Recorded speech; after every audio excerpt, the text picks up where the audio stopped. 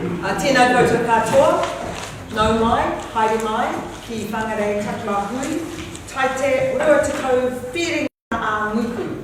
That's Thursday the 22nd of October. Welcome everybody. Before we start, I would like to ask Councillor Golightly to open our meeting with a karakia. Kia tau, te rangamare e. Kia whakatapua, tātou katoa. Mina mea, whakapono, ana tātou. Let there be peace amongst us. Let us have respect for each other and what we believe.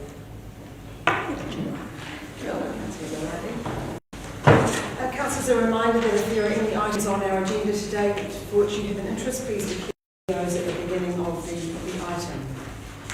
We have an apology from Councillor Cooper today. Can I have somebody move that we accept his apology? Councillor Cocorillo is moving, Councillor Innes is seconding. Those in favour, aye. Aye. Against? Carried. Our first item on the agenda today is the public forum, page 2 of our agenda. Today we have Robin Leefriend, who is the chair of the Positive Ageing Advisory Group, here to speak to us in our public forum. Welcome, Robin. It's lovely to have you in our chamber again. And I believe that she's got a significant number of the Positive Advisory Group members with her today. So perhaps before we start your 5 minutes on the clock, Robin, yes. I wonder if your members could stand and just introduce themselves. I'd like that, yes.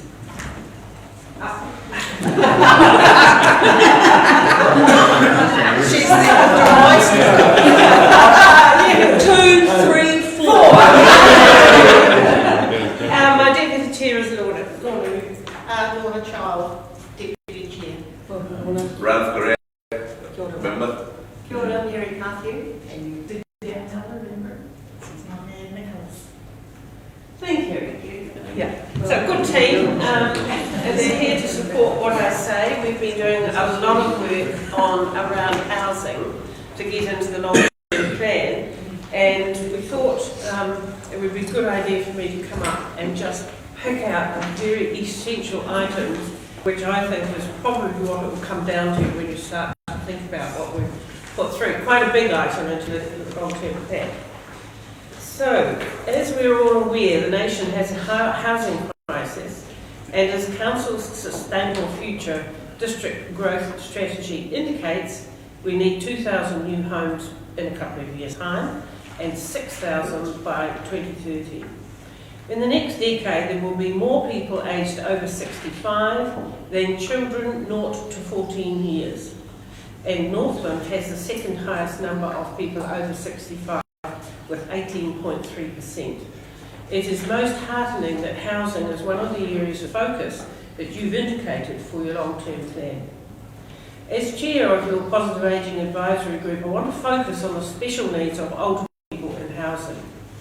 Putting aside those who can afford to pay $600,000 to $800,000 to live in a retirement village, there are 3 categories of older people's needs in housing that I want to centre on. And all of these are addressing the opportunity to provide smaller houses and releasing family homes for those who need them. Firstly, we are aware there is a waiting list now of 20 for the existing pension houses Council supplies. We ask that Council addresses this shortfall by including the building of 4 units per annum and budgeting to achieve this. And I have some figures that you can refer to later. Further, that Council allows an equivalent of 5,000 per unit per annum for maintenance of existing stock. We're concerned that that's been only at about 3,700. It's not maintaining your stock to a standard that we think you should be meeting. Secondly, Council recognises that increasing numbers of older people are retiring while still having a mortgage. And as families are not managing to finance their first house until in their 30s and 40s, these numbers are going to grow. Right now, there are widows and widowers who have some assets and would like to downsize, release their worries about large gardens and house maintenance, while freeing up family homes, but there is no available stock. So to address this, we recommend council partners with older adults by investing in small house, small village partnerships, creating sustainable, pleasant environments, and you can refer to Auckland Council's Own Your Own unit for older people. This reflects your growth strategy, recognising the need for public investment to stimulate private investment. If council would invest $1 million in year one and recover through the partnership sale of the unit titles, say $500,000, this could be reinvested by topping it up with $500,000 each following year. In 5 years, you could have created 20 partnered small houses, helping to meet the increasing demand. Thirdly, that council actively promotes this need to developers creating subdivisions. In your growth strategy, you state identification and partnering with stakeholders, which could include with local housing providers. That suggested small village and small unit designs are made available as examples, keeping consenting to a minimum with repeat design. So think of a village, 4 units, they're all the same, consent 1, and the designs are repeated, not each one having to go through. This would meet another demand of older people with sufficient to buy outright. Please find attached a concept plan of a 50 square metre small house and of a small village and a costings based on current market. I have been to 2 building companies and got the prices of building a 50 square metre, 48 square metre unit. And so I've done the maths, and looking at the cost of a site, for instance, in Totara Parklands, you're looking at $270 for a site. And that, of course, includes your development costs. So that is the cost of a site. And you're going to put, say, 4 small houses on it. The cost of a 50 square metre is around $127,000. Landscaping I've allowed at $10,000. I've put consents for 4 at $20,000, but I'm hoping you consent 1, and that in fact comes down. On-site drainage and sewer, 7,000 by 4 at $28,000. Power connection, 750 by 4 coming to 3,000. Brings the total for a 4-unit village to 844,000, which comes down to 211,000 per unit.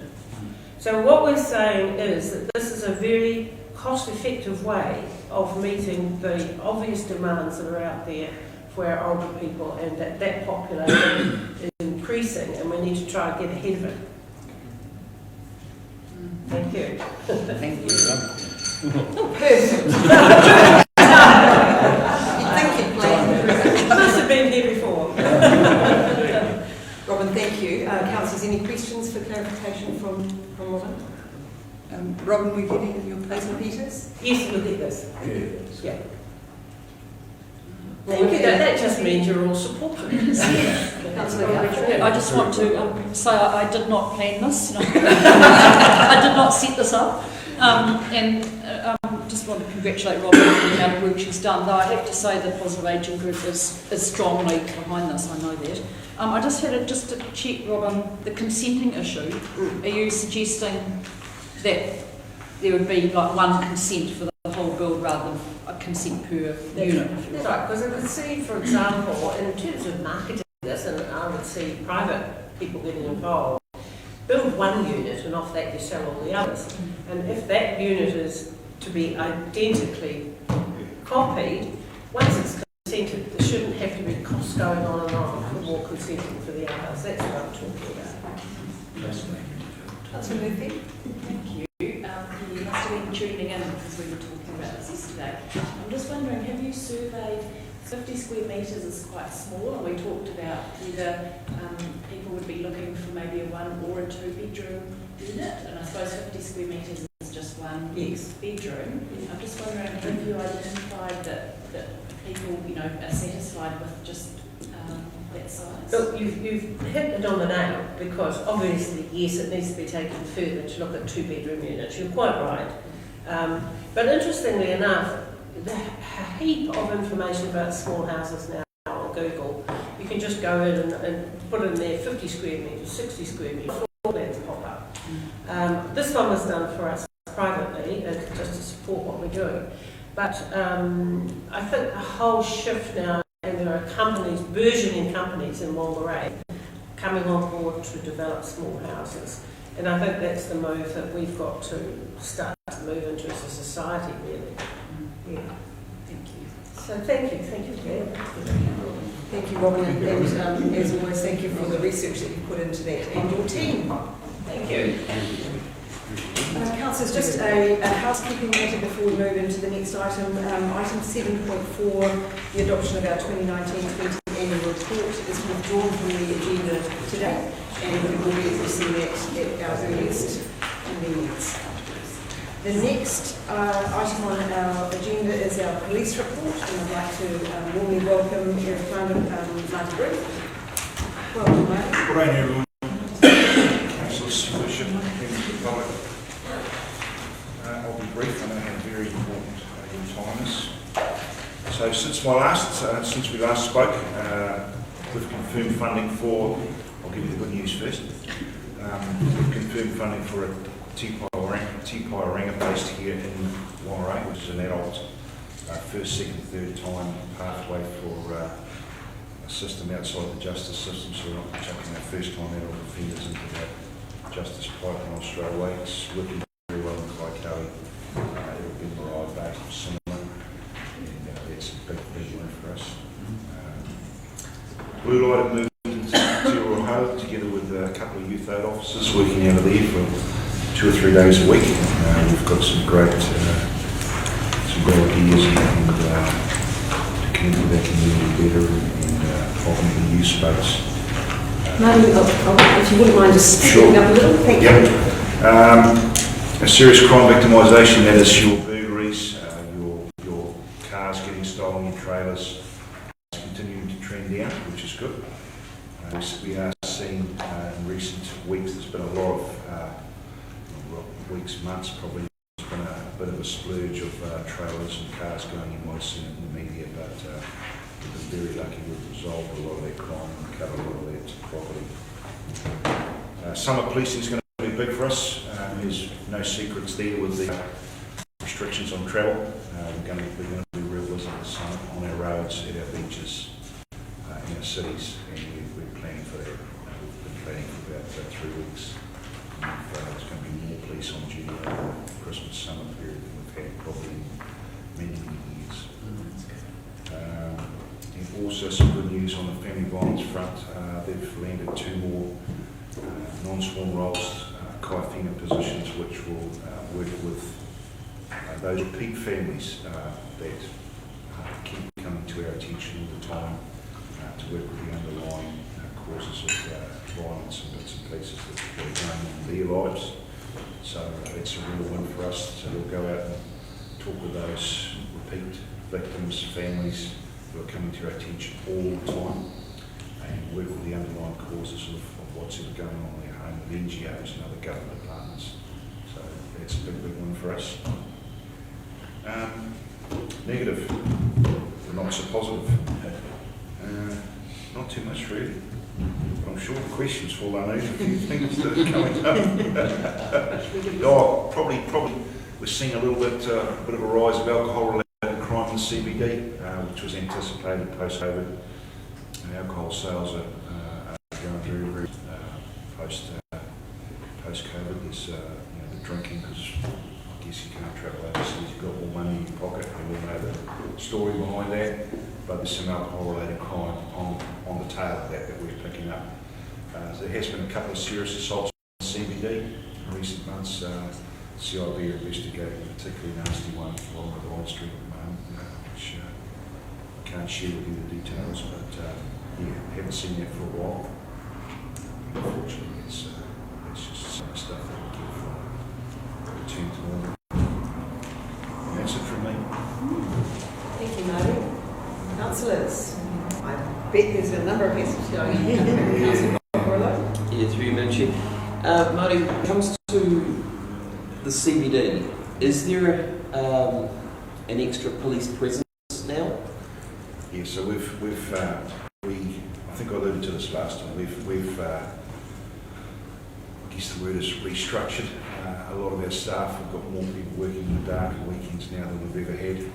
Some of the groups that sort of traditionally work a day shift, they're now required to work late and some weekends. So we're getting more staff out on patrol in the peak hours, the peak 11 hours. Of course, that picture's changing again. So we've just got to be agile and change with it. So you should see more people out on the road. I know there are more out there. Yes, there's a coffee machine. I would anticipate they'd be out there doing business and doing money in CBD. So just to clarify then, Marty, you're actually saying you've got more staff now? So there are more staff rostered on peak demand areas, which is your Friday, Saturday night, than there has ever been. So we've got more people working, concentrating on our demand, peak periods, peak areas, probably what we've ever had. And you've also got more staff coming to Northland now? Because I know there was an issue there before not getting many staff. Or you... Oh, so the P21 allocations was 84. Yeah. We were probably about, I think we're in the early 70s or the late 60s in terms of those. Those are extra numbers. So that's organised crime, precision targeting team, which the team has stood up in Whangarei. So they're going after your high-risk offenders, your bracelet cutters, your e-bail breaches and bits and pieces like that. So they're particularly targeting that high-risk group. That get caught bail, cut off their bracelet and go, and your high-risk offenders that do get caught bail. So that team is concentrating in that space, and they've been, the last month, their results have been very promising. So, once that particular group of people, once they cut off their e-bail bracelet, they tend to get very busy. One of the comments that we constantly get back in here is when a road gets closed because of fatality and the time delay it takes for the road to get back opened again. Now we know that there's a whole pile of police procedures that have got to happen. Is there I understand there's only 2 staff for the whole of Northland. Is there a chance that might increase to allow more? So probably with our serious crash team, I think the strength is 2, and we put a detective sergeant in there, which is something that's quite different from years gone by, to oversee the fatals and the investigations. Some of you might know Peter Serpentine. He's a nice guy and very good detective. So he's a detective sergeant attached to that team. So he oversees the investigations right from the start, reviews the evidence and helps, because we had a number of less than perfect fatal investigations in there, which sort of stammered on a bit too long and a bit messy, whether that be in the coronial space or in court. Of course, there's a statute of limitations that you have to abide by. So we're pretty happy with our service here. We think that the public are pretty happy, which is most important. And of course, our fatals are not going up. I'm not saying they're going down, but they're not going up. Thank you. Councillor Peters. Thank you for the presentation. I'm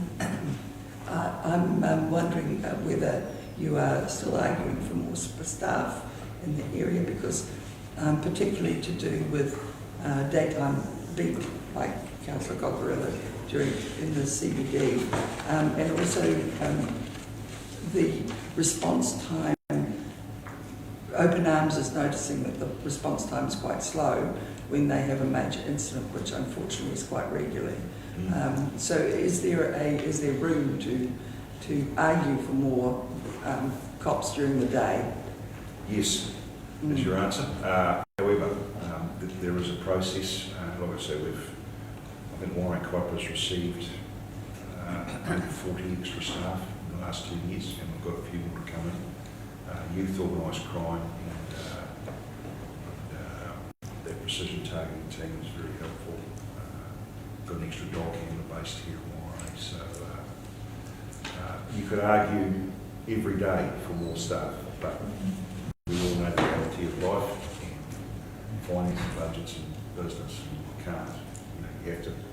sometimes you what you want, and you've just got to do the best you can with what you've got. Is there still a direct connection between the alarms and the police station, or is that seems to be moderated now? Is that The alarms. yeah? You know, when you've got a emergency at the alarm for the frontline staff. We used to have that where you hit the button and the police came. So we've got our own, which are called, which is just a big red button on their base. So once they push that, everyone comes running. That's for our own staff. But you don't have that now. That used to. No, we've had that for the last 5-7 years, and we still do. Right, but I mean for frontline staff of the community groups, like. So that's not linked in, I'm not aware of that being linked in with anything other than medical alert or anything like that. I don't know. If there's a panic alarm, it'll be monitored by an alarm company. It's not linked to the police. Right. And those are the ones, if they activate, they ring us. They All right, start so there's a responding. mediator, is it? Yeah. It's never been linked to us. The personal body alarms or house alarms have never been linked for about 35 years to the police. Thank you. Councillor Martin. Yeah. Here you go. There's huge concern in the Whangarei community that the police are not going to replace the staff that are there. And I think that over the last certainly 30 odd years where we've had 2 police, and then some of the relieving guys have been excellent as well. But when you've got people permanently there, the community are comfortable to talk to them, they know they're there, and they're just up the road. So it's had a huge effect, and the community are concerned, as you probably had in these emails and letters, and I've had the calls and stuff. So it's important for our community, and they're very, very concerned that you know, with the centralisation that's going on everywhere, that maybe it's going to happen as well. So that's one question. Sure, I want to come there first. Okay. Simply put, we have advertised the 2 Whangarei positions. We've looked at a roster that we think serves peak demand in the community. We want, in this modern environment, we have to ensure that our staff are open to it wherever they can. So the old days where there was 1 person on call doesn't kind of work for us now. So we have to have 2 there, considering it's only 10 minutes from town. There will be 2 officers based at Whangarei, and we've just got to fill the positions. So this is the first time we've advertised it. Probably the delay, if I can explain, is a couple of people wanted to try out Whangarei, to see if they were interested. It worked out as well as we would like. The jobs have been advertised, and they're in our promotion advertising system, which is new. It caused us about 3 weeks delay. The police station isn't going anywhere. I can't guarantee that the new staff will be living in the police house. The police station's not going anywhere, and they will be using it. Well, that's the right answer. Yeah. The next thing is, at the Regional Transport Committee, we were told that there's a new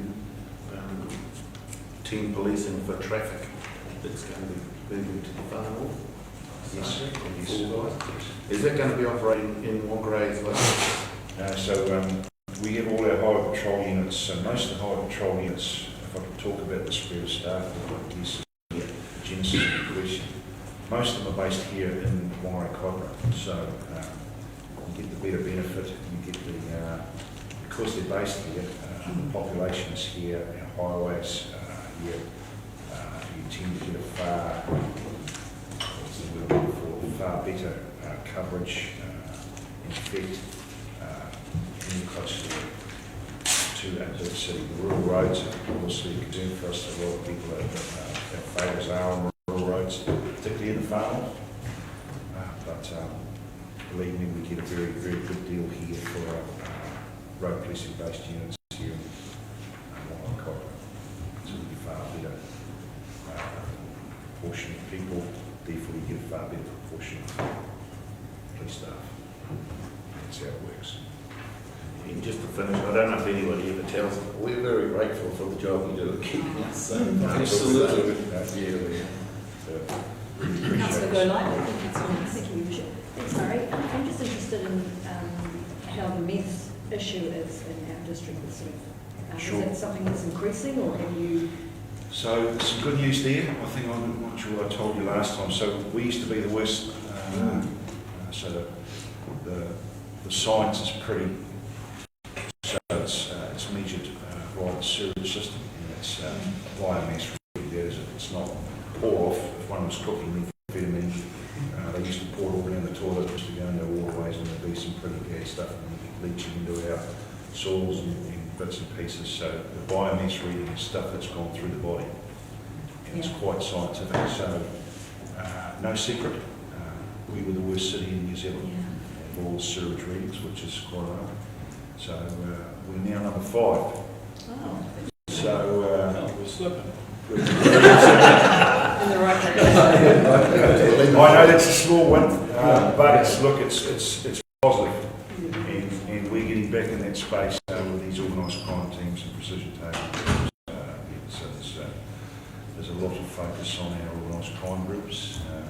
They've had it too good, too easy.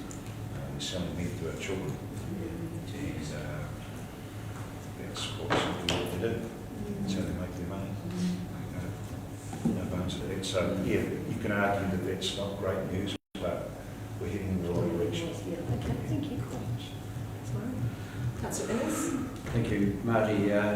Just in the news and looking at comparisons, Wellington central area has been in terms of violence and sexual assaults, and what's come out of that is really a high presence.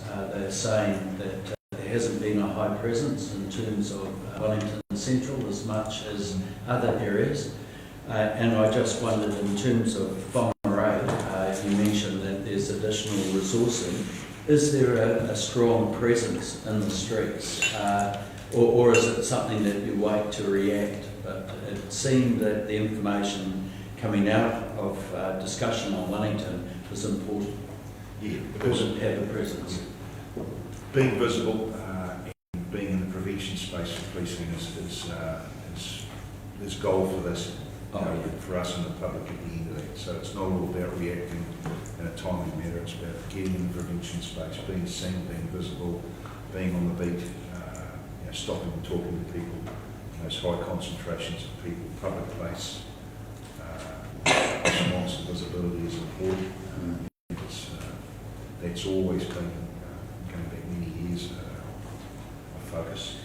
The problems come probably when your demand is so bad, you're drawn out of that space and you respond to the crime. So we've got our structure right, we think. We think it's victim-centric, it's what the public want, talking to them all the time. The more stuff we get in that visibility, being there, doing it, talking to people, walking through the wall, going to schools, talking to people, the better off we'll be. Excellent, thank you. Yeah, thank you. Just coming back to the meth question, I'm really happy. I'm happy that we're 5th, no, but is that? Would you say that's because we have dropped, or have we remained the same and other people come on at the top? No, so I don't want to speak about other districts because it's their thumb, but the data I'm seeing, which is very clear and very scientific, is we're probably getting back into the organised crime space more than we have been, because we've got the numbers to do it. COVID gave us an opportunity. The only people out there with meth were the gangs. They were the only people on the road, so they weren't. They're pretty easy to spot. And since then, we had some really great apprehensions in that space. There's a lot of things happening in the organised crime space, which is good for us in terms of an all-government approach. It's not just the police, it's the customs, it's the public, we've seen what happens in Arthur when the locals fail. So, look, this team is, you guys need to get in here. There's something wrong with these guys on the beach. They're up. A couple of days later, we have a ton of methamphetamine. So, it's a growth area for us. It's growing back to where it was many years ago. And the consequence of that is you have less methamphetamine in your community. It's simple. So it's been a drop in Northland rather than us remaining the same and others getting worse. Is that what you're saying? It's been a drop in I Northland. think it's been a drop in Northland because of because we're getting back in that space and we're giving it some more focus. We need to. But it's a combination of many things that are quite complex. These groups set themselves up. We've got some big issues with our good friends across the Tasman who are people failing their 501 test, and there's a few coming in every week to Whangarei Airport, 501ers. Some of those people have spent 2 or 3 years in New Zealand and lived their whole lives in Australia, so they arrive at Whangarei Airport with a few dollars in their pocket, and they migrate back to the gangs very quickly. So it's a big problem for us. No secrets there, it's well known. So not necessarily going to the cities, they're going to the smaller districts. So it's a very complex issue, but I'm pleased to say that we've seen some better results, and we aim to make it better. Councillor Murphy? Thank you. Thanks, Marty. Obviously, there are some serious issues. This one I'd like to raise isn't quite on the same scale, but it's just a good opportunity. And on the Tutukaka coast, we're seeing on particularly Friday, Saturday nights, just a heap of vandalism, tagging on trees, that kind of damage. Just wondering, with the summer policing, will that include evening patrols? Because hopefully, just having a cruise out in the evening could... Yep, so long story short, the answer is yes. It's designed around peak demand, so we look back over 5 years. Where our peak periods, if you like, where's our demand been? Surprisingly, it's very little at the beach, but we're planning for what is probably going to be a bigger summer for a long time. There's travel restrictions, flood. Kiwis come north, to beautiful Northland, spend their summer, have a quiet drink and enjoy the beaches. That's great, because the days are fine. It's after dark. It is. That's when the troubles happen. So. Over the years, we've tried to do the best with the alcohol ban, the fire ban. That's just a goal for us in the public in terms of stopping those little things. It's just change the whole face. Thank you. Councillor Benny?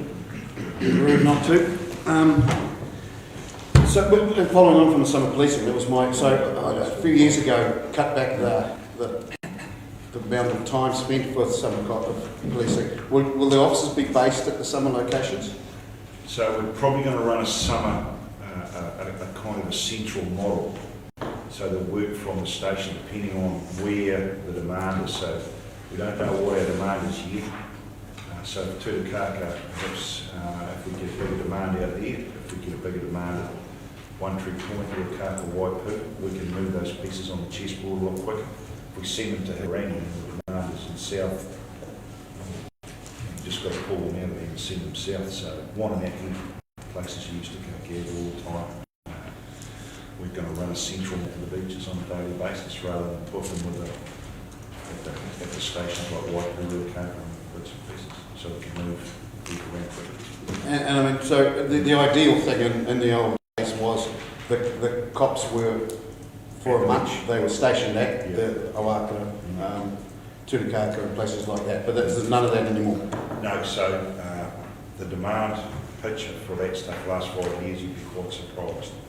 It's not great. And I know that doesn't mean we capture all the crime, because we know only about 40% of crime is actually reported. If you haven't got someone there, but we are sending officers out to the beaches during the day and the evening to manage that. But we'd rather have a central pool, so if things get a bit unruly or you have some problems in one particular area, that's where most of the resources are going to go. If we put them to Whangarei and there's no demand, everyone's happy. That's the area.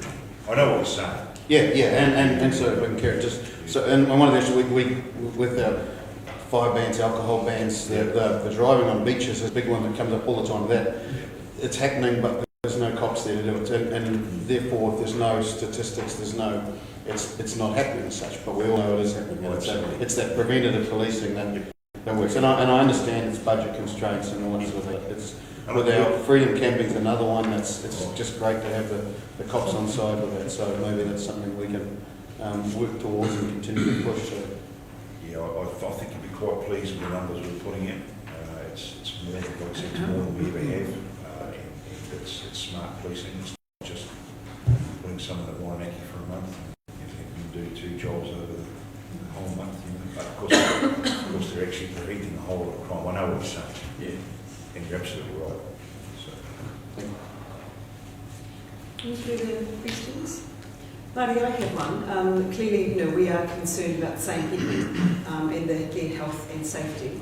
One of the things that we're doing as a council is investing in the City Safe program, and some would argue that we're doing the police job by having our people that the ratepayers are providing support for. But in that sort of partnership model, can you just give us a reflection on your thoughts on how that is working and where that could go in future? Because we're building our long-term plan. Are we going to need to put more money into this?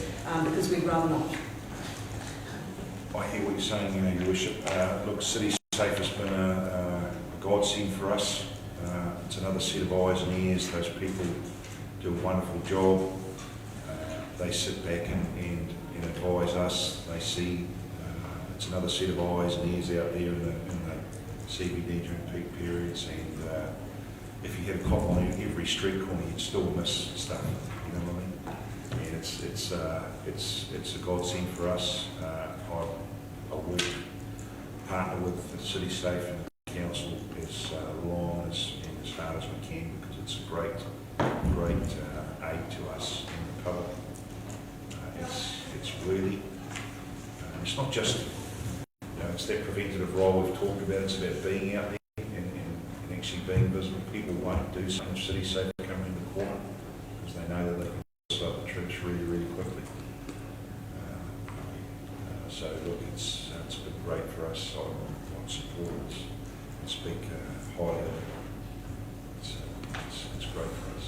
Yeah, they certainly do a good ambassadorial role. It's not just a crime prevention, it's other stuff that they do and see and the effect they have. Just being out there and talking to people, it's great. So from Worship's question there, just do you prefer our council to invest more into it? Yeah, I appear greedy, but look, from our perspective, that kind of ambassador, we saw the car park ambassadors, they just completely cut their crime out. It's just gone. You have Gav talks about if you have those ambassadors, those kaitiaki looking after those places, the beaches, it just dies off. And it's the same in the city. CBD, if you have some those resources out there looking for that stuff, talking to people feel safer. There is less crime. We get a report and we respond a hell of a lot quicker. And they're smart, they're operating smart.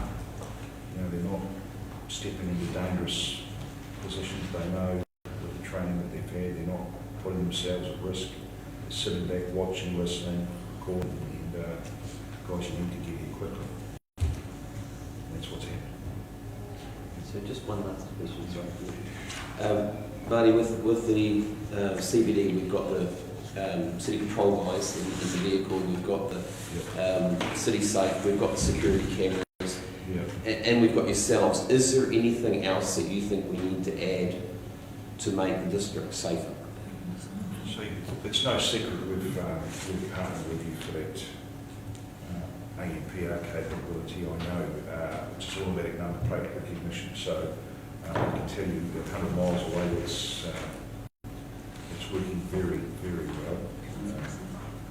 We're picking up on Monday morning, as I'm told, 12 or 13 stolen cars coming out of South Auckland, just being on the motorway off ramps, and being told when these vehicles are rolling out.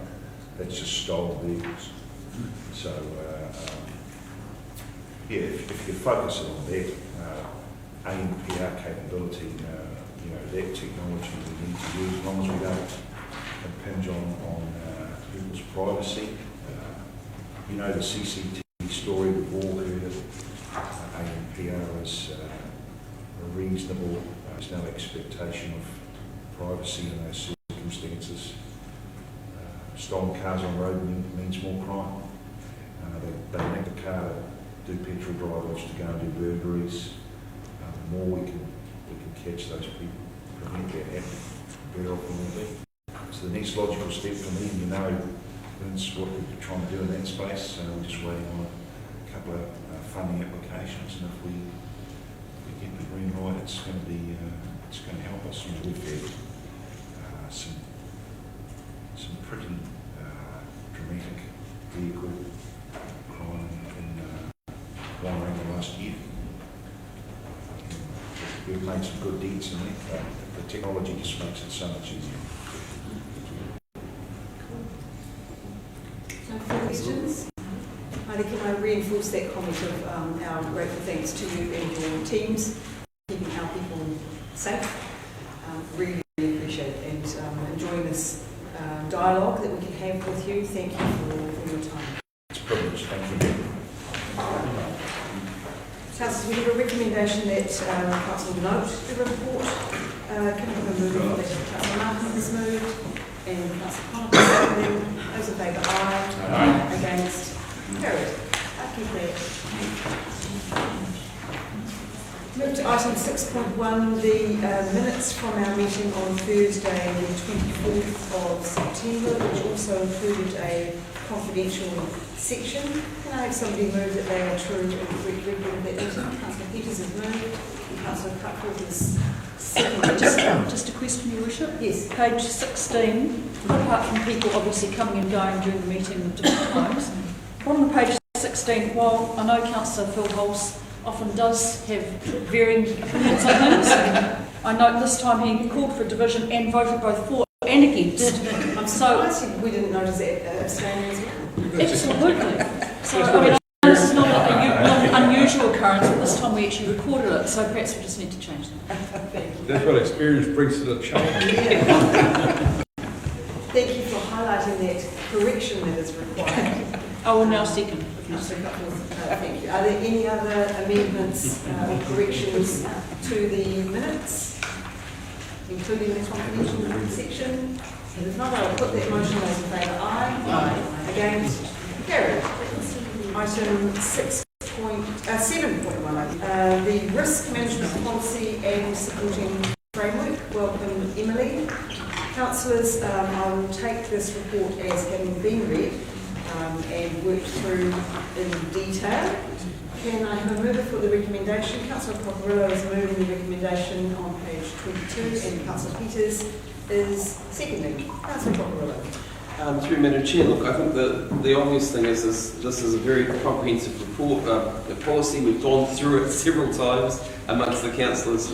The staff have produced, again, you've gone through clarifying the whole report with us. I can't really argue with what's there.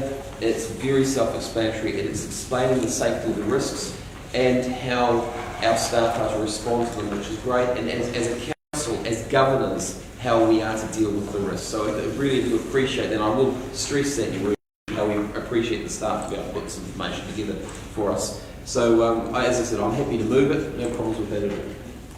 Councillor Cockerillo. Any further discussion? Councillor Connor. I brought this up when we were discussing this prior, and my main point is the fact that we've got the risk is risk, it's the potential risk, a situation involving exposure to danger or something with loss or harm. So basically, it's negative predominantly, and where is it going? We've got on page 27, that we've got the negative risk and positive risk. Now, these are outcomes rather than risks. Risk is what it is, and yet the whole rest of the document doesn't actually state anything else about positive risks, even though we state it here. So there is the only chance of negative risks happening, catastrophic to low. Now, when you get up to a low risk, it gets into the benefits. There's the benefits things. But the positive, once it gets to that area, it turns back, because if it's too much of a positive, it turns back into a negative. So I just wanted to raise that point, that even though we've stated positive risk is itself, but it's the outcomes are negative or positive in our view. But also there's no other positive outcomes throughout the document, really. I did highlight this prior. Great. Emily, did you want to respond to that? Yeah, I only just wanted to highlight that there was definitely a feeling amongst the elected committee to check we recognise the opportunity risk, and that is in the policy and the framework. We were noting today the framework, and we are hoping through the maturity of our risk programme we'll actually put some more pieces around that positive risk. That's what it is. Possibly you can call them opportunities and risks, and that will get round it. I particularly like your diagram on page 33, and that you have included strategic risks, as was discussed in detail, because those are sorts of things that we as councillors actually really need to be aware of. Thank you. Any further discussion? Councillor Holtz? I just want to I support what's in the agenda, sure, but it's how we start implementing the creep of this into our contractors, creep of this into anyone who has any contact with council, as employees or contractors or whatever. And I just want to cite an example of what happened in our roading at the moment, risk and the safety methods they've got to do or what they are currently implementing, and I presumably to qualify to get a contract. I walked up Mill Road the other day at a major operation, and guess how many cones were out there? You know, and all the roads were closed Mill Road. So going up the road, Parahaki Street, etc., they're all closed off. And so no one could get onto Mill Road. So I thought I'd count the cones, just as an example, it's very fast. And, 800 metres? 100 cones? No. 200 cones? No. Well, guess what? 670 pink cones. And I might have missed a couple. Yeah. Now, how far have we got to go to make people notice or be safe? And I don't want to see a good framework like that being abused or over-exaggerated where our ratepayers are paying for it. Our ratepayers are paying for all those cones we put out there. So that is one thing we need to concentrate on. 670 road cones. And that doesn't include all the stop signs or any of that stuff. But just for your information, I thought I'd get it out there. Do you abacus short out? No, it's to stop one. Thank you, Councillor Holtz. Henceforth, you'll be known as Cone Holtz. When you go for a walk, that's what you do. As long as those are the only cones. Discussion on the risk framework. Councillor Cockrell, would you like your written reply? Sure, I have no problem with the right reply on this. The Councillor Holtz has raised an interesting point about the 670 cones. I do need to point out though that is an operational thing, not a risk for as councillors and the deals that we have to deal with as such. It is something we do need to be quite well aware of, that safety is something that needs to be done amongst all of our contractors, and we should never really take it for granted that, how do I put it, there are risks within their industry and they know their risks best. So as in relation to this report, as in relation to what Emily's produced for us for here, look, I do again stress in how well it's been written and clearly written to define those risks for councillors and council. Thank you, Councillor It's been moved and seconded. On the motion, those in favour, aye. Aye. Against? Carried. Item 7.2, the adoption of the statement of proposal for amendment of the Camping and Public Places bylaw and associated amendments to the public places bylaw. Councillor Cronk is on speed. Would you like to move the recommendations as noted on page 46? Yep. Councillor Cronk is moving. Do we have a seconder? Yep. Councillor Ennis? Councillor Cronk. Good morning. This one is a particular issue that is not going away. The fact that we have a very desirable home, a very desirable tourist location, a very desirable environment that so many people want to be able to come and visit, we need to do this right. We have to make sure that we get this appropriate for everybody. The perception of a lot of people on freedom campers, on vehicle dwellers, on homeless people, on outliers can contrast greatly. With so many issues that we're experiencing, we need to make sure that we're doing them appropriately.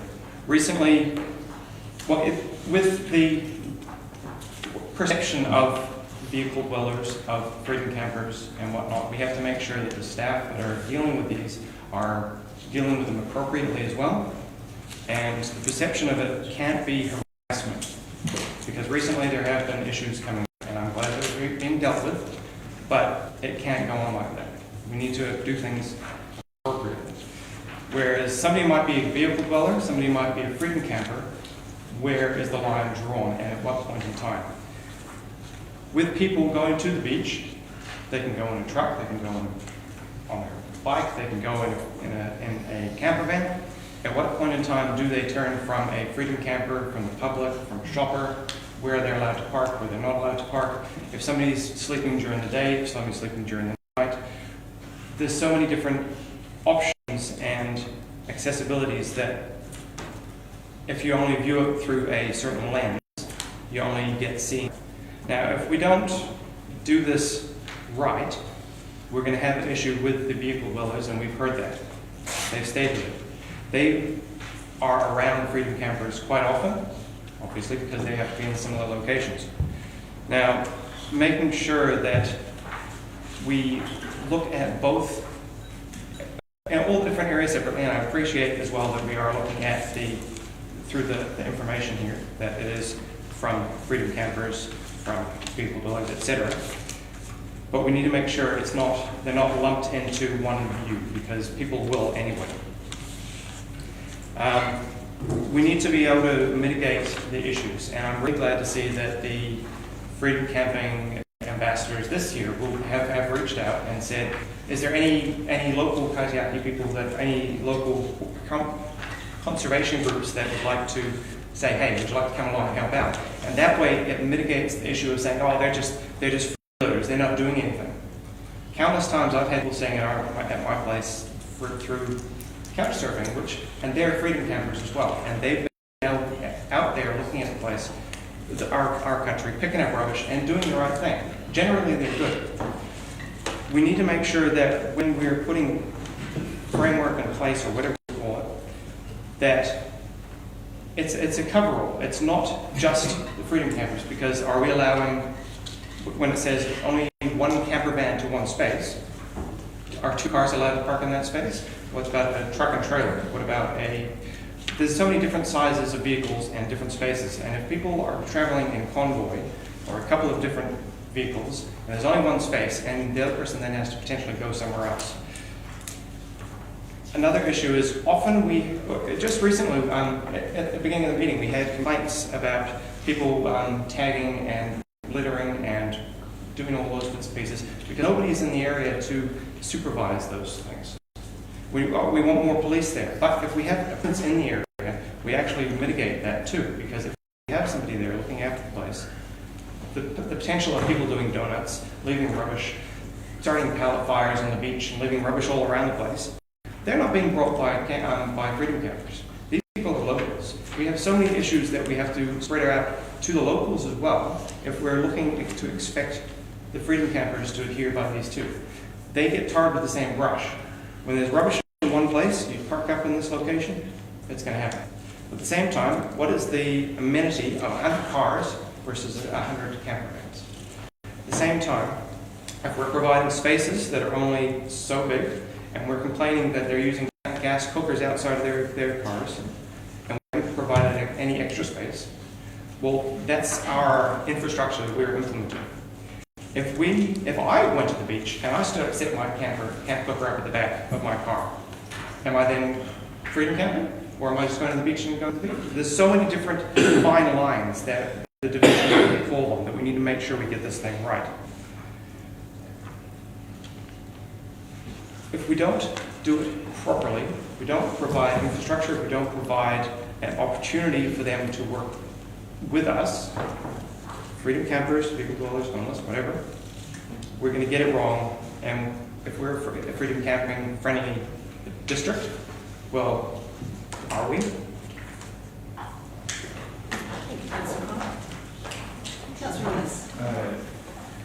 Thank you, Your Worship. I just want to, first of all, acknowledge the work that staff have undertaken on this area. It's an area that, of course, as Councillor Connock has stated, is that it's an area of considerable interest, and there has been a level of conflict. And I suppose and that will continue to a certain extent, but I'm familiar really with the Whangarei Heads Ward, which I get a lot of phone calls in relation to this. But I just want to say that the fine-tuning that's going on and going in consultation again, I pick up two aspects in terms of this as it relates to the heads. And the first one relates to the Te Aroa walkers, and I think looking at what we've done here, recognises them, provides for their needs as it relates to Rīatahi. The local community have been very much into that solution approach to that, and it's good to see that that will go out for discussion. The other aspect really relates to protecting access to beaches.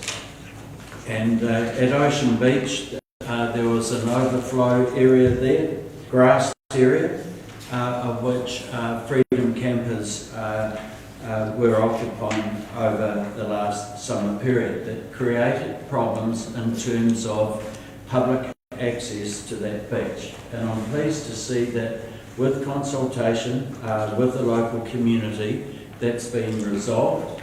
Additional places have been put in the sealed car park for freedom campers, and the overflow area is just kept for people visiting the beach. So I look forward to the hearings on the 8th of December, and if we can keep momentum going on this, I think it's something that we'll continue to fine-tune.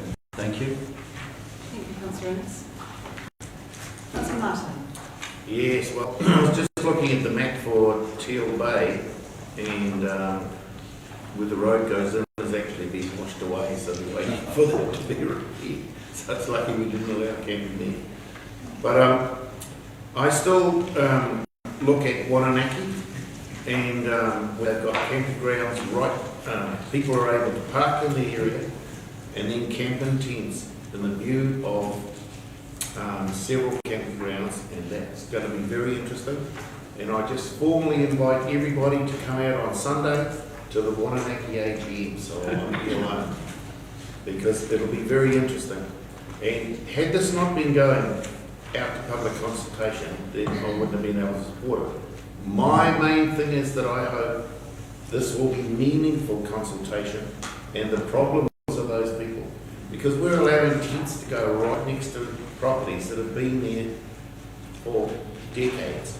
And so I hope it's meaningful consultation and we give it due consideration and sort it out when it comes in. Thank you, Councillor Martin. Please put my apologies in for Sunday. I won't be able to join you today. What time was that, Greg? 10 10 o'clock. See you all there. Church. Councillor Cockburn. Yeah, thank you, Madam Chair. Look, as Councillor Innes has already said, Peter and Tony, well done. I know it's more detail which has been put a lot into this, so well done on that. And also, like Councillor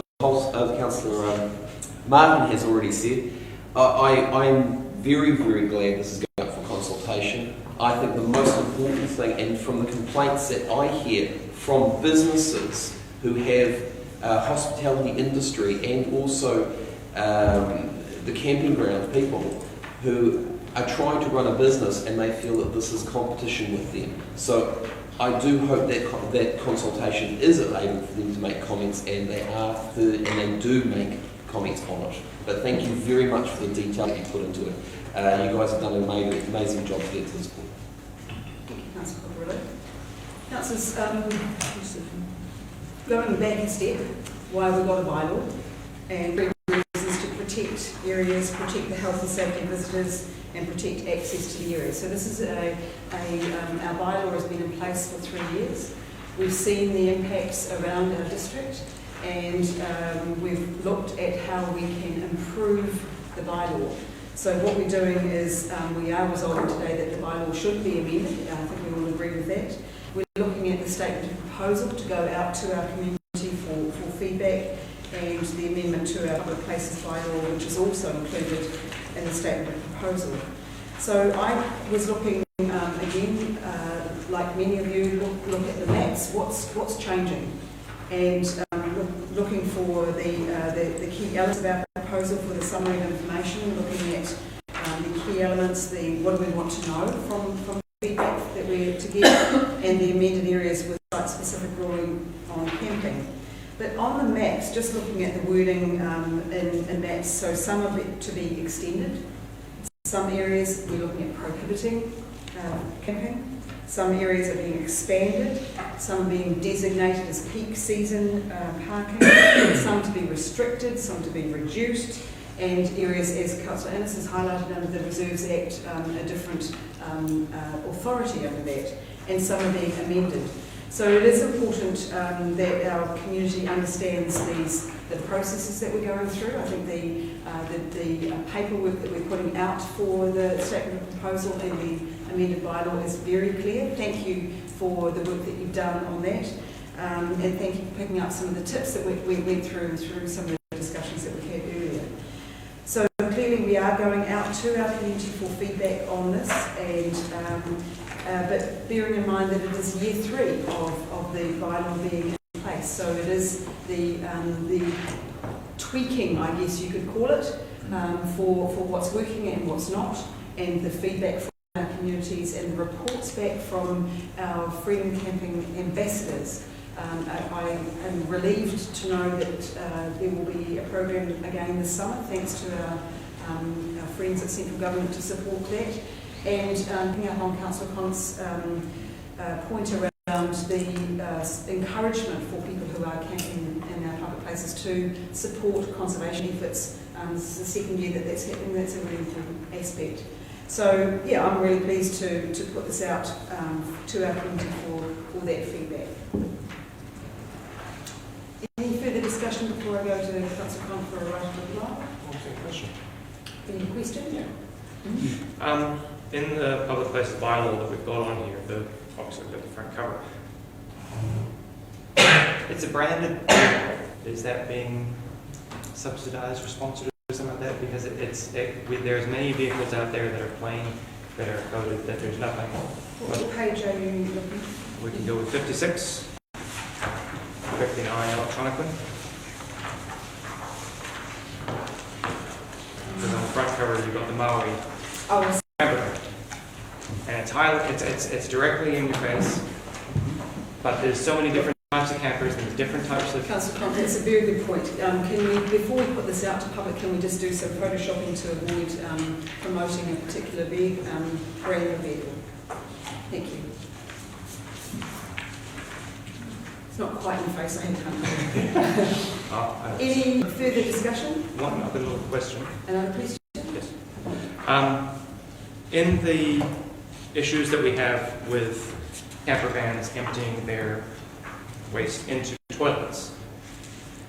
Us stating that self-contained only can be around a toilet. Has this been looked into? Because if you're allowing others that are not self-contained to be able to have used a toilet, they can use a toilet. But if self-contained who don't need to use a toilet are away from toilets, then they're less likely to tip them down a toilet. Has that been looked into?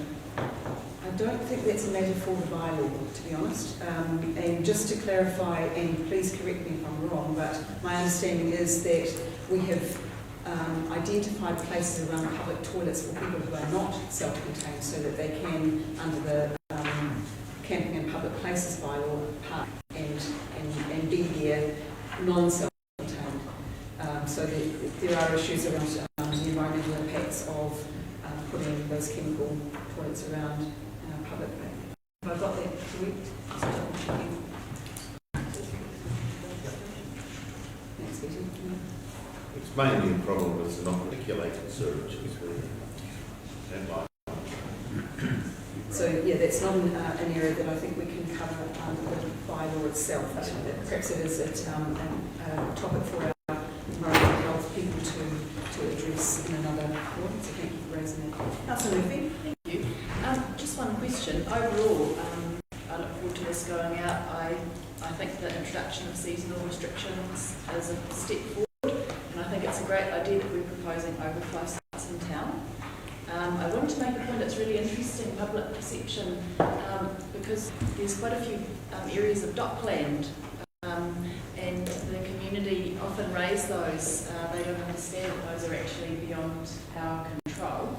But it'll be interesting whether docs do make a submission, because I think I know that this is a separate, you're writing the bylaw, but I think going forward we need to make sure we have a close relationship with docs so that we're talking about those particular areas. I did have a question, which is, this was raised by the Tutukaka ratepayers, who said, when we do this consultation, is there a requirement for people who make a submission to give us their address? Because they felt strongly that when people, that submissions may come in on us from all over the country, they felt strongly that people who lived locally or lived, close to a freedom camping site, that that their views should be not necessarily prioritised, but I was just wondering, when people make a submission, do we require that they tell us where they live? Do they have to provide an address? So the affected parties. So, through the chair, so under the LGA there's no requirement for them to provide an address. However, if they want to be heard at the hearing, they've got to provide some form of contact, whether it be an email or a phone number. They have to provide a residential or postal address. Right, thank you. Any further discussion? That's a comment, right? Thank you. Everybody is public, so access to every area is for everybody. It's not just them or us. It's not them and them. Everybody needs to be able to make sure that they have fair advantage to get to a location. Whether it's looking at this and potentially allowing people to stay the night and leave in the morning, because a lot of people already are doing this, or not. Everybody are visitors to the location, whether you live close or far. Throughout the document as well, it says that campgrounds are not protected. It is competition. It's like a high-class restaurant complaining that a fish and chip shop is allowing then people to come sit outside in the park. So realistically, everybody needs to diversify in this changing climate, in the changing economic climate, and making sure that we are offering what people actually want. When you don't need it, you don't actually need to go to those locations. If I don't need to go out to a restaurant to eat, I'm going to eat at home. But if I want to go out to a restaurant and eat, I will. So we need to be able to provide those opportunities. And thank you very much for all the work you guys are doing too. Please don't take my comments as negative towards you. It is just an area that we need to make sure we get right. And if we don't, it's going to come back in our faces. But thank you very much. Look forward to the consultation. Thank you, Councillor Hart. Right to reply has been had. I'll put the motion. Those in favour, aye. Aye. Against? Carried.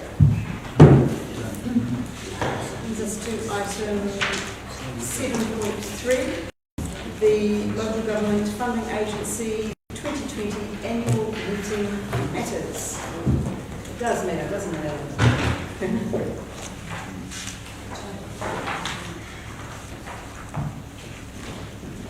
Councillors, we have a recommendation in paper copy, page 166, no idea where it is in our 169, there you go. Number of recommendations on page 166. Do I have a mover for those recommendations? Cutforth, seconder, Councillor Benny. Councillor Cutforth. Well, thank you, Your Worship. Another gripping issue about LGFA.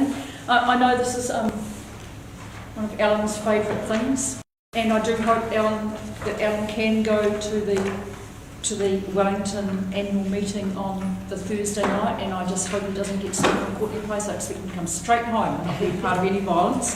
But I know this is something that often makes councillors' eyes glaze over. I know when we have discussions about LGFA, it's an incredibly important aspect, and I think we should congratulate the far-sighted people who thought about setting this up in terms of giving us an opportunity for long-term, low-interest funding for local government. So I'm happy to move this. My only comment would be, and it's something I raised through you, Madam Chair, when I was first elected, I think it would be really good for LGFA to be looking at where it is investing its money in terms of the funding being into sustainable projects, and particularly for me, given that this council is have a fair trade district, that we're looking at ethical investing. So that's something I think that I'd really like to see LGFA pay some attention to, and I'm sure they are already thinking about that, but I think it's only something that will become more important. So thank you, Your Worship. Thank you, Councillor Cutforth. I think probably Alan is our shared council representative that can be fed back through around the table, those comments. Or perhaps you can respond to that. Chair, that's definitely on the agenda. We're working very hard to introduce green sustainable bonds in next year. In fact, trying to write so we can fund the civic centre through a green bond. That's probably the first of that. But it's very high in progress.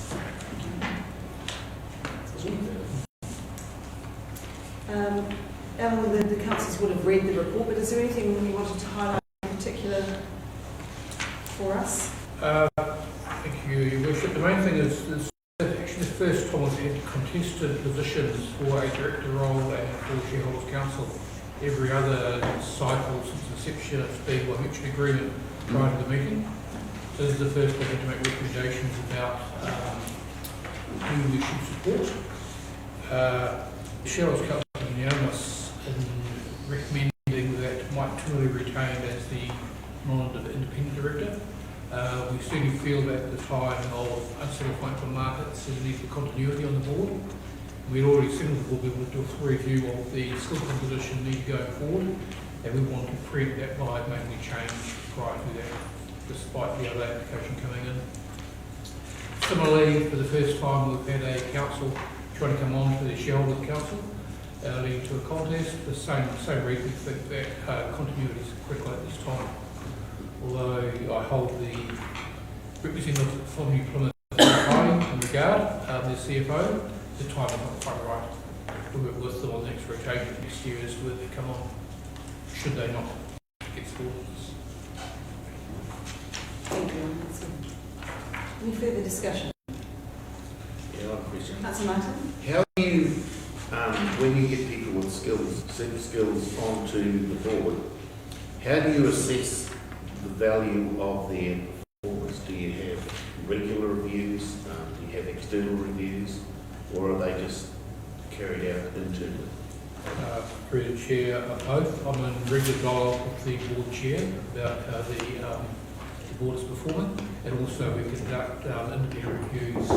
There are basically two organisations that contribute to that. We've used Crowd Dynamics to give that external perspective. We also use them for recommendations, director remuneration. So individually that happens as well as a whole board? question? Any further discussion?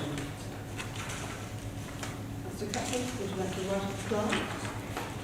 Oh, just to say, the other thing I guess that's of interest, and I think we'll be looking over next year, is the fact that the LGFA now fund CCOs, and that's a new change, and I think that would be something that will look with interest to see how that goes in the next year. But thank you for your wishes. Happy to support. Thank you. I'll put the motion. Those in favour, aye. Aye. Against? Carried. Item 7.4, Alan, just before you go, we have withdrawn the adoption of the annual report, but I just wonder if we could just give a bit of an update on how that's going with audit and what have you. Thank you, Worship. The audit process was proceeding to an agreed timeframe with Audit New Zealand. They signalled early on that they were under pressure due to the ongoing implication of COVID and the whole annual audit program. We pushed them hard to maintain the timetable they had. It's already been delayed by 1 month from where we started. They haven't completed their process. They have given us verbal clearance that everything is satisfactory. That's not the same as written clearance. They did suggest that we could adopt today, subject to final confirmation, and delegate to the Mayor and CE to sign off the final report. We have not recommended that because they're still conducting reviews as recently as yesterday, work that we think they should have done some time ago. So we're really not happy to proceed on this basis. The legislation was changed this year to extend the time for adoption, so we'll bring it back hopefully to the November meeting. Oh, thank you. Okay, that's good. That's clear, councillors. So that brings us to item 8.1, the financial report for the 3 months ending 30th September 2020. The recommendation on page 188. Can I have somebody move that? Councillor Peters is moving. And Councillor Cobb is seconding. Thank you for this very, very detailed and understandable report. One of the things that I note in it is in light of, I was just going to say Councillor Levering, Robin Levering's presentation today, is that the pensioner housing budget is around 744,000 for this current year, and the proposed improvements budget that we've been discussing is much lower than that. So, for example, on the first year, it's only half of that, 410,000. Is that a nominally year and anomaly this year? Like, is there some major thing that was funded or proposed to be funded, or is that what you see normally? Councillor Peters. What page is the I think you're in the capital projects report, which is the next agenda item. I'm just comparing it. Yes, but what you're comparing is the capital projects item, which is actually the next item on our agenda. We're currently on the financial report, and 8.2 is the capital projects report. So we'll hold that question through, because you're on page 207. Yes. Yeah. So that's in the next next item. So if we go back to 188. Thank you. Thank you for moving that, and I'm sure you'll be really keen to move the capital projects as well, so respect to that. So, councillors, just on the financial report for the 3 months, any further comments or questions? Councillor Cutler? Just a really naive, dumb question. No such thing. Well, I'm just getting in first. If we have a year-to-date position of a surplus of how can we have a year-to-date position of a surplus of 5.8 million when we've been through a COVID situation and lost money? Through the chair, it's a very good question, one I asked the team myself. Because I've got to say it's good. I am concerned that in these COVID times is a false positive. The year-to-date budget is based on phasing given by cost unit managers to when they spend the money during the year. So we do rely on them, that being accurate, to give our forecast and a year-to-date position. So it may be that they've said they'll be spending a whole lot of money by this time, actually they haven't. And they're like the budget phasing right. So the year's budget could be right, but where it falls through the year could be incorrect. So that could lead to the sort of false positive coming through there. Just checking that everybody else understood that. There will be a quiz. There's also assumptions we made regarding things like operating revenue. And there are various things which are just slightly ahead of where we thought they'd be, so it may be too conservative on some things. There's the effect there as well. Okay. But I think this position will hold for the entire time. Okay, thank you. Thank you. It was just an immediate For that excellent question. Any further discussion? If not, I'll put that motion. Those in favour, aye. Aye. Against? Now page 204, the capital projects report through to September 2020. There's a recommendation that we note the capital reports for the 3 months ending 30 September. Councillor Peters would love to meet there, and Councillor Holmes is seconded. Thank you. Councillor Peters. Thank you. The same question. Thank you. So just through the chair, just confirm you're asking whether the 744,000 is a typical budget? That's the budget you made for this year. Is that because you foresaw something specific for this year, or is that was just that a normal figure? The budgets were increased in the last LPP for this activity. Thank you, Sandra. Through the chair, I think some carryover from the previous year because COVID impacted on our ability to do it. Right. So originally it was a lesser figure. Through the chair, yes, I believe so. Thank you. And you're right in looking ahead, there is a significant investment in this area proposed in the long-term plan. Any further discussion on the capital projects report? Yeah, I've got it. Madam Chair, it relates back to the graph on 202 page and previous item, but I'm not going to comment too much about it because we had a COVID effect and obviously a lot of things slowed down, and that's understandable. But what happens now is we've got to catch up because if you look at the graph of 202, it shows our deadline tumbling down because we're not picking debt up because we aren't doing the projects. But more importantly, we're now sitting on $63.5 million of term deposits. That's money we've collected and is just sitting in a bank account to be used. So I'd like to think that the senior management team can provide us with a catch-up plan about how they're going to spend that money that we've already budgeted for, collected, and how we're going to correct that downline effect. Because it goes back, it's reported on the previous graph where we've got the little Manhattans, and we're already showing well below our projected timeline. So I'd like to see how we're going to catch up, how we're going to spend our budgeted amount we've collected off our rate our year's spend. But it's too early, and it's only 3 months into the year. But the end of the season, the end of the year could be quite drastic if we don't start picking up the projects. Now, shower frauds will be more. Yeah, thank you, Councillor Holmes. And I think that the graph on page 210 for the capital project expenditure, our forecast for the year end, I don't think we've ever had the year that we've quite got there, but hopefully this year will get close. And we've certainly got some big ticket items coming with some big projects ahead. Councillor Cockburn. Yeah, through you, Madam Chair. Same page 210, the graph below, which actually talks, and it shows stormwater. And I'm guessing it's actually saying 95,000, is it? It just says 95.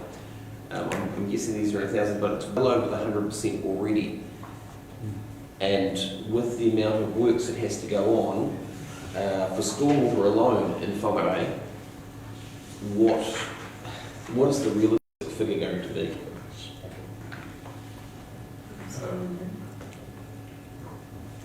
Through the chair, that figure, because it's a small amount, is quite misleading. There's very little expenditure budgeted year to date. This refers back to Councillor Cutler's question in some ways, and they're ahead of that by a long way. but they expect to spend 50 grand by this time of the year. They've actually spent 100 in round numbers. So that's an outlier on the graph. But in dollar terms, it's not a huge amount of money. So the annual budget for the year for stormwater, if you look at page 207, is $1.3 million. Every project manager's contract does spend all their money on their projects. I have a more conservative view than that. But I would think they'll spend a good chunk of that. It's not a huge budget. Through you, Madam Chair, my concern is the fact that it is not a huge budget, and with the amount of stormwater damage that is actually happening, I'm quite conscious that we may need to be looking at that. And yeah, I agree with you. Perhaps Councillor Martin can just focus on that in a future infrastructure update for us. Thank you.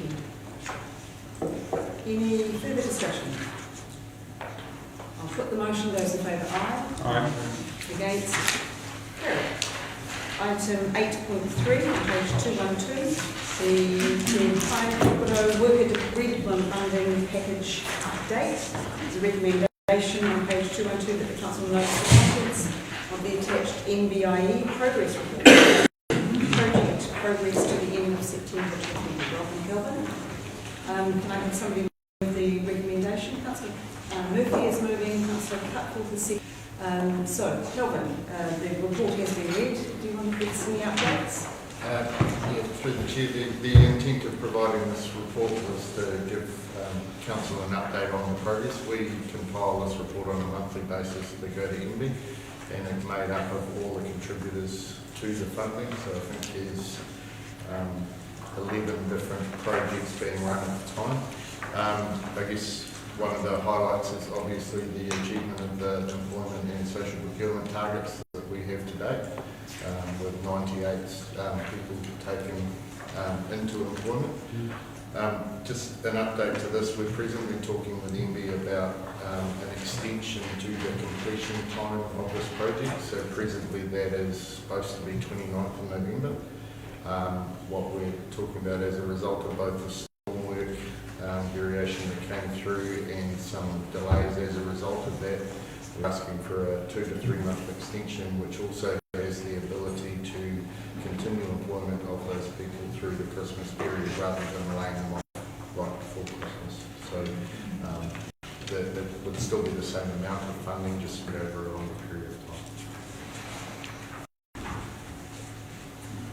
So, any discussion on this item?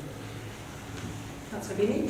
Just a focus on the roadside litter collection, which and good to see that the area of Great North Road is on the radar. What are the priorities for that? And are there any other? To what extent are we going to do the roadside cleanup, and what are the next priorities? So, through the Chair, with the roadside litter collection, there is a clause within the funding that we cannot do areas that are funded through other sources, and there are some main arterial roads that are already covered. So what the team has been doing is to highlight the high traffic volume areas, focusing on arterial and primary collector roads, and moving into some of the tourist routes. I haven't got the exact roads that we're going to be doing, but there is a program to do that kind of complements those that are already funded. But it is focused on high visibility areas within the region. Councillor Murphy? Thank you. I just wanted to make a comment. I think it's really interesting to read this report, and with the elections that have just happened and Labor back in government, I think because there'll be that continual striving and for local government to look after the full well-beings, I think it's really great that our roading team, NTA, and our infrastructure team are this is building into their business as usual approach. That they are looking at these social wellbeing outcomes, diversity outcomes, just building these relationships with other players around the district. Working together, talking, coming up with solutions. I think it's really, really great that we're moving, in this direction. That we're looking after our community and taking these other wellbeing considerations. It's very positive. Thank you. Councillor Murphy. Councillor Cutforth. Yeah, thank you, Your Worship. No, it's really good to have the report, really good to see what's happening. I guess one of my concerns, or I think one of the challenges we've got, is to try and ensure that there is ongoing employment and permanent employment for these people. And I'm just a little, not so much, well, I guess I'm concerned, but I'm just highlighting, like if you look on page 225, the number of new employees as a result of the contract, there's not large numbers going into continual employment, I guess. And I guess my plea, and it's not necessarily for Calvin, but it might be for Calvin to advocate on behalf to MB, but specifically MSD, I would have thought, to look at how that how the employment can be joined up. So you've got people moving from roadside vegetation clearance to something else, so that there's a continual employment for them, but also how they can be transitioned into permanent work. So when you look on page 226 at the objectives are quite sort of input-based, which is fine. I mean, it's great that they're getting Māori, it's great that they're getting women, it's great they're getting young people, it's great that they're getting a percentage of people who have actually lost their jobs through COVID into it. But what's happening at the other end? And are those people moving into permanent employment, or are they just going into another temporary rollover position? So I think that's really the challenge for the project in terms of getting, if you like, sustainable employment happening. The other comment I wanted to make is, having searched through this, it's a lot of the jobs, as we said before, the shovel-ready projects tend to be male, more traditionally male jobs, and I'm really pleased to see on Tuesday night, I think it is, that there's a Women in Trades event happening through North Tech.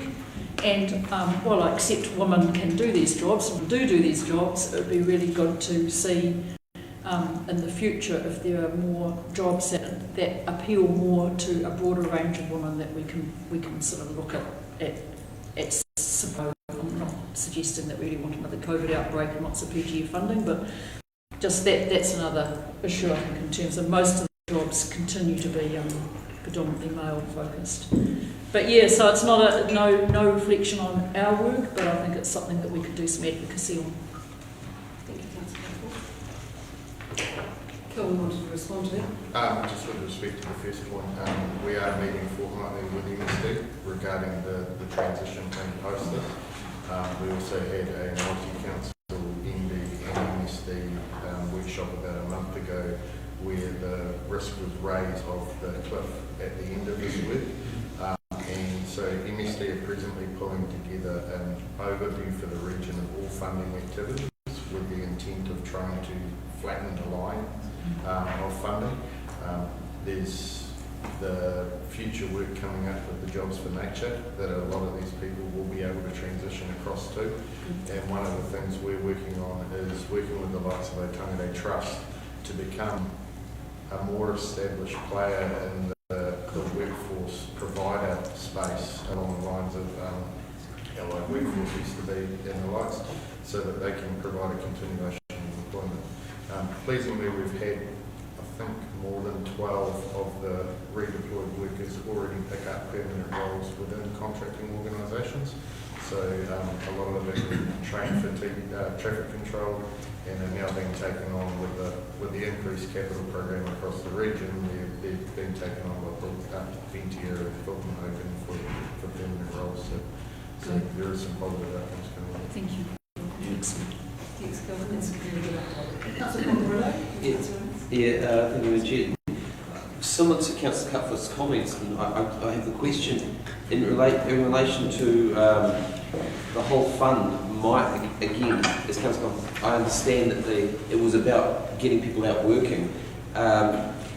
When I look at page 215, 216, which actually talks about Arbitris 360, which is actually a contractor doing work, I'm trying to work out how that actually be employment.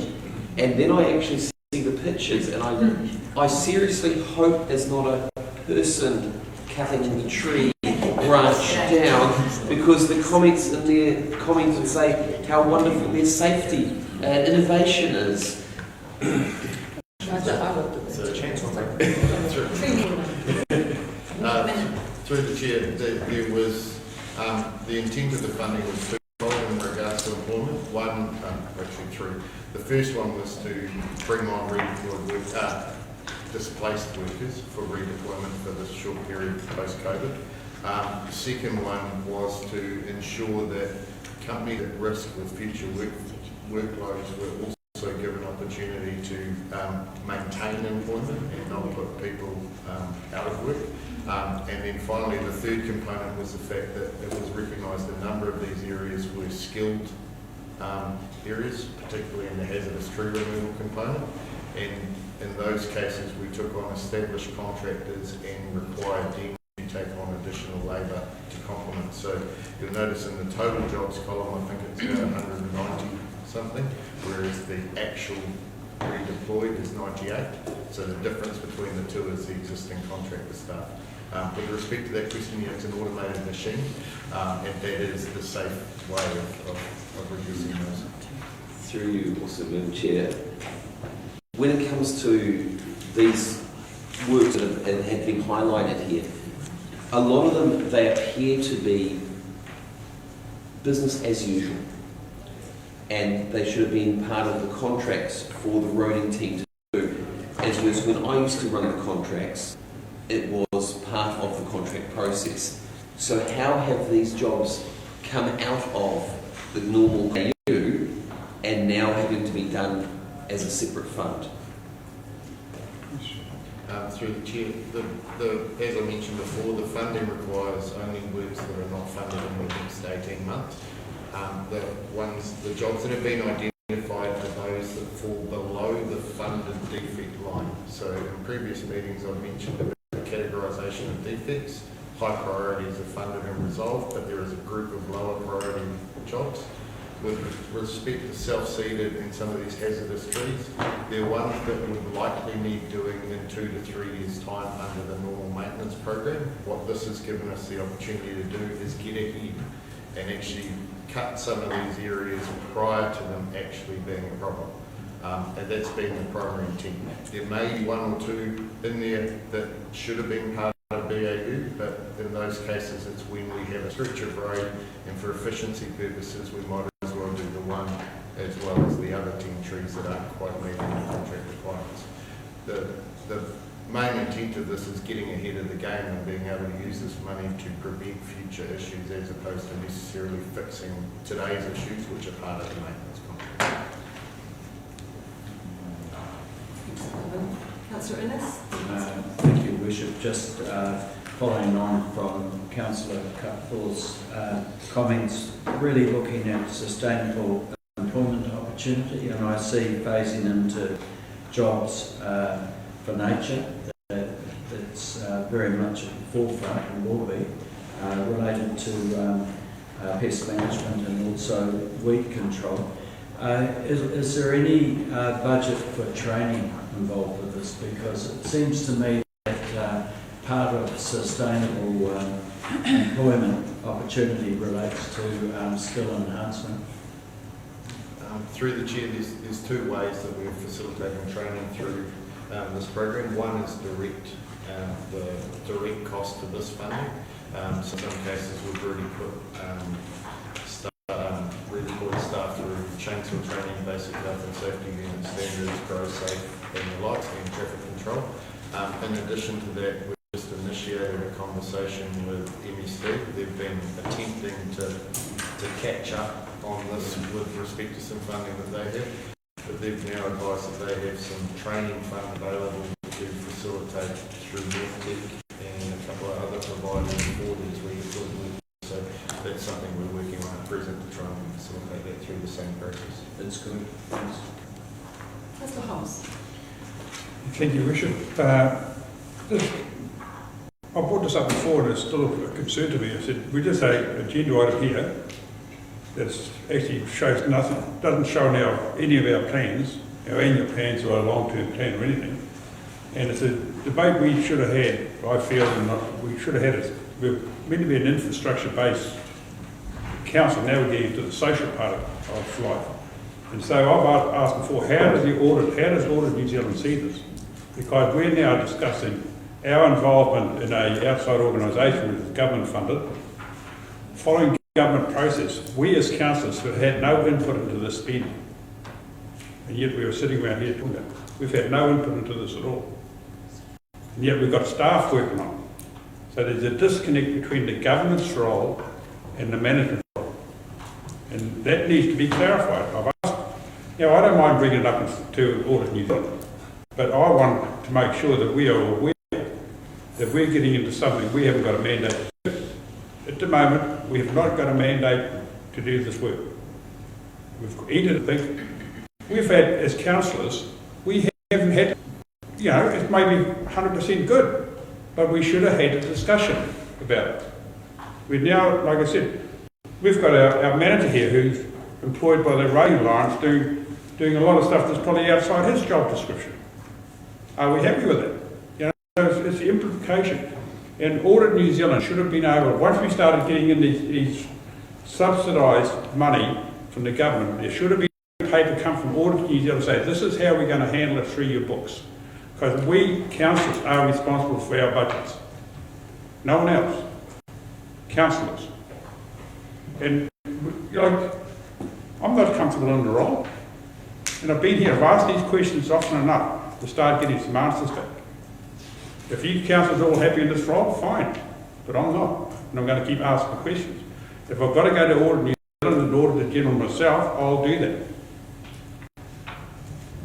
Okay, thank you. Councillor Hoss, I think the issue that you raised was covered in the agenda item when we approved the budget, because we had to be the agency for this contract around the region, and I do recall that was discussed and raised at the time. But as to audit, I'll refer to Alan on that one. Through the chair, where this funding was first on the table from MB, we took tax advice through PricewaterhouseCoopers, our advisors, as to how we process these transactions on behalf of other councils. Also prepared a file regarding the processes for the accounting of that, which we sent to Audit New Zealand for their feedback, and they're very happy with all the arrangements. Can I have a copy of that then, please? Thank you for the group. Hopefully that will allow you fees, but yes, we'll make that all councillors get a copy of that. Thank you. Councillor Martin. To be fair to the staff, we got money from the PGF, MBIE, TIF fund, a whole heap of money that was made available to us, and the staff had to act quickly. It had to be done, but it had all of these things that it needed to have, employment and everything. I know the firms who have picked up workers who have been on this scheme. They've had additional training so they can do the job, and as soon as they get a reputation as being a good worker, they're taken. So the infrastructure community is just looking anywhere to find people. We've got a whole lot of people here who are getting additional training, additional skills, learning the health and safety, that I'm certain most of them will move into employment. And I think that this is going to work out much better, so that we have a bigger pool of people for our construction community, and it'll work. It's going to go good. Councillor Murphy. Thank you. I just want to pick up though on Councillor Holmes does raise a good point, and Councillor Martin has touched on it. With all the money that comes from central government, we have to be aware that we still must be mandated by our community to do these projects. We've got our long-term plans, and I think the answer there is we have to work much more closely with central government and our MPs so that we can be on the same page.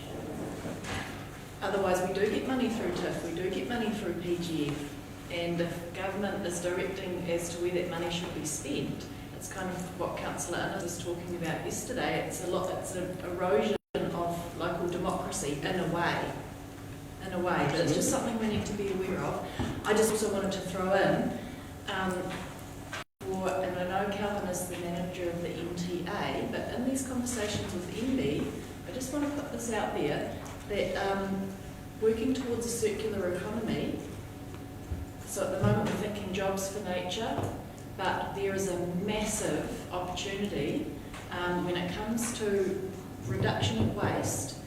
Recycling creates 10 times the number of jobs than waste to landfill, and reusing, so jobs in reusing materials and repurposing them creates 30 times the number of jobs in sending waste to landfill. So I just want to put out that what we need to be thinking as a council, we need to be forward thinking. We need to be thinking, how can we capitalise possibly on money from central government that is going to help us reduce waste and create jobs. And the waste sector is an area that we could look at and start thinking, how can we be creating jobs and reducing waste? Thank you. Councillor Connor. Just first thing I just wanted to ask a question is, how do we get half a person in the 0.5? So the half person relates to an existing employee who is supervising for part of the time. So the contract is required to report based on FTE. So if you've got someone spending half their time on this project, they're reporting it as half an FTE. So that would be on the job type then, rather than half a person. Yeah. Anyway, the fact that all these items here are all maintenance, are all rubbish, are all tree clearing, are all this, that, and the other, it shows that we need to be able to put these more into what we are putting into our contracts, rather than just being a reactive. We need to be more proactive to be able to keep on top of this. People are expecting it, but at the same time, these things are impacting us. They impact our roadsides, impact our walkability, impact everything that we have to do with these things. Making sure that the jobs are able to be able to continue would be really great to be able to see, because obviously when the fund dries up, then the money comes from somewhere. And if we're expecting, if these people are contracted to us, then obviously that may impact how much we're paying them to, potentially, depending on what we're expecting from them. So it's, I counted up the rubbish that they've already collected from the roadside, and it's over 2 tons. It's 2 tons, and that's just those few roads, and it's out there because it's a social issue. It is a problem that people are just throwing things out the window in their cars. Yes, there are also potential the trucks that may be driving down the road are losing things from the contractors' vehicles, which I've heard comments about. I don't know if that's been addressed or not, but the amount of people I've seen throwing other stuff out would be a hell of a lot more. Making sure we have appropriate receptacles so that when we are putting things on the roadside, also making sure that people aren't overfilling things as well. And opportunities through recycling and different sources of reusing and waste minimization. These are all issues that are addressed through here that if we don't deal with them, and it's just going to get messier, and we just need to keep it in mind, because everybody creates waste regardless of if you buy a shirt, if you buy an apple, whatever you have, there's waste associated with it. How you do deal with that is what we need to make sure we are addressing. And that feeds back to even with freedom capping and things, and the previous one as well, about people complaining about rubbish that they are leaving at whatnot. Because even parties, people going to a beach and stuff like that, who's not create waste.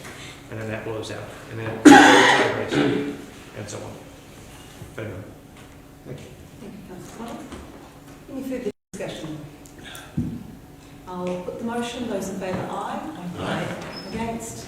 Carried. Councillors, before it brings us to closure of our open portion of the meeting, but before I seek to move into confidential, there will be a supplementary item coming on to the confidential portion of our agenda, so it's an extraordinary item. So I need to have a motion. I'll read it before you move, you might not want to. It reads, subject to the agenda being circulated, confidential item 1.4, a property matter, was distributed separately but not within the timeframe specified in Lagoima. Whangarei District Council standing as 9.12 require a council resolution to deal with the items of business that cannot be delayed. The item was not included in the agenda for the reason that it has only recently come to our notice that property identified suitable for strategic purposes has become available. And Councillor asked to consider this item at today's meeting so that staff can enter negotiations forthwith. So the motion would read that Council consider item 1.4 property matter at this meeting. It's been moved by Councillor Pocarillo and seconded by Councillor Bini. I'll put that motion. Those in favour, aye. Aye. Against, carried. Further resolution, we to allow a member of the public to attend our meeting. I need a mover for a recommendation that Peter Ogle, agent, be permitted to remain at this meeting after the public has been excluded because of his knowledge of item 1.4. Mr. Ogle's specialised knowledge will be of assistance in relation to the matter to be discussed. Councillor Martin is moving, Councillor Innes is seconding. Those in favour? Aye. Those against? Carried. Sorry, Councillor Pocarillo. Perhaps we'll cover that question once we're in. Now, I need somebody to move us into confidential. Councillor Martin, Councillor Peters, for all those reasons that are included. Those in favour, aye. Aye. Against? Carried. Thank you to our member of the media. Thank you to our member of staff who's been live streaming our meeting today. And councillors, given that we've been sitting for close on 2 hours, I propose that we will adjourn for a 15-minute break. So please be back here at 10. 11:05.